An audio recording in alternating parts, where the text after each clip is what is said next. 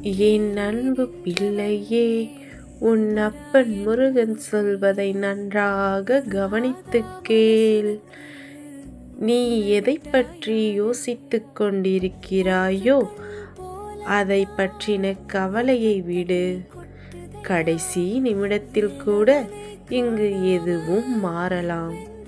எனவே எதையும் மனதில் சுமந்து கொண்டு வருத்தப்பட தேவையில்லை. நான் உன்னோடு இருக்கும் வரை உனக்கு எதிராக இருப்பவர்கள் என்னதான் ஆட்டம் ஆடி உன்னை ஆட்டம் காண வைத்தாலும் இறுதியில் நான் ஆடும் ஆட்டத்தில் அனைத்தும் மாறிவிடும். எனவே என் பிள்ளையே, நீ எதற்கும் கவலையின்றி வாழ்க்கை பயணத்தை தொடர்ந்து நடத்து.